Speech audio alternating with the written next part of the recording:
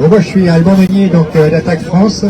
Je vais vous parler cette fois donc de financiarisation, un mot barbare, mais qui veut dire simplement qu'aujourd'hui, en tout cas, le système de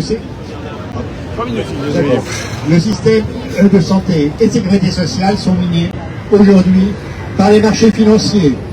De l'intérieur d'abord par un financement du secteur public de plus en plus important et qui provient en fait du secteur international financier. Comme vous savez, la sécurité sociale, elle emprunte sur les marchés financiers depuis la réforme de 96 de Juppé, via le CADES, la Caisse d'amortissement de la dette sociale, pour combler à la fois son insuffisance de financement et pour rembourser l'essentiel des emprunts par de nouveaux emprunts. Elle a émis ainsi 22 milliards d'obligations en 2023. Ensuite, l'ACOS, la banque de la Sécu, qui est devenue maintenant l'URSSAF, Caisse nationale, et qui assure la trésorerie de chacune des 5 branches au quotidien. Elle se finance, elle également, de plus en plus sur les marchés financiers pour faire face à l'insuffisance des recettes qui sont malheureusement plafonnées de façon dogmatique par l'État néolibéral. Et ainsi, le plafond d'emprunt a été relevé lors de la loi de finances de sécurité sociale de 2025, passant de 45 à 65 milliards. Ensuite, la PHP en 2000, puis les hôpitaux universitaires et régionaux à partir de 2009 se sont également lancés par le financement, par les marchés financiers, avec un déficit organisé de la Sécu qui s'élève à 22 milliards d'euros en 2025 et une dette hospitalière qui atteint 30 milliards, suite à l'autonomie financière d'ailleurs qui est imposée aux hôpitaux. Le retour à l'emprunt n'est pas prêt de s'arrêter au grand bénéfice des marchés financiers. Ensuite, elle est minée de l'extérieur, parce que tandis que la dégradation du système de santé, comme les offres de soins, les hôpitaux, se poursuit sur tout le territoire, la financiarisation de la santé gagne progressivement tous les secteurs. Et de leur côté, les pouvoirs publics ont encouragé, voire organisé cette évolution. Ainsi, de nombreux établissements d'hospitalisation, comme les établissements SSR, sont désormais détenus par de grands groupes, comme Ramsay, Elsan, Vivalto, Almaviva, et qui détiennent 40% de l'offre du secteur.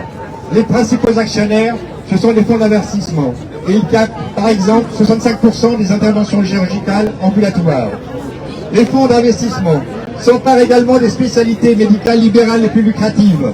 D'abord la biologie, dès les années 2000, puis la radiologie. Et les groupes financiers ont déjà mis la main sur 80% de la biologie et plus de 20% de la radiologie libérale. D'autre part, les capitaux financiers investissent les plateaux d'imagerie médicale mutualisés, jusque dans les hôpitaux publics, conférant parfois aux acteurs privés un droit de veto sur les projets hospitaliers. On a parlé tout à l'heure des centres de santé. Oui, des centres de santé publics. Mais il faut savoir que près de 3000 centres sont privés en 2023, soit une augmentation de 40% en 3 ans. Ainsi, la recherche de bénéfices étant la motivation première, ont éclaté au grand jour de nombreuses dérives économiques et financières, ainsi que de multiples scandales de prise en charge, dont les patients d'ailleurs ont été les premières victimes. Enfin, je vais terminer par la France est le pays dont le secteur de soins à la personne est très fortement financiarisé. Elle abrite les 3 plus grands groupes européens que sont Orpea, Korian et Domusvi, cotés en bourse. La proportion de places d'hébergement à but lucratif représente aujourd'hui plus de 23%. Pour maximiser les profits, on abaisse les normes de construction et de prestation des soins, on réduit les ratios de personnel ainsi que les salaires du personnel soignant. En conclusion, pour conclure, cette course sans limite au profit d'intérêts privés dans l'exploitation d'un bien commun risque de conduire à la mainmise complète de la santé par les fonds d'investissement, tout comme la fin de la sécurité sociale au profit de l'assurance privée, c'est-à-dire une extension du modèle américain en France, la carte bleue à la place de la carte verte. C'est pourquoi il est urgent de reconstruire un modèle universel de santé à partir d'un secteur public fort, délivrant un service public territorial de santé accessible à toutes et à tous et répondant aux besoins de santé des assurés sociaux et de leurs familles.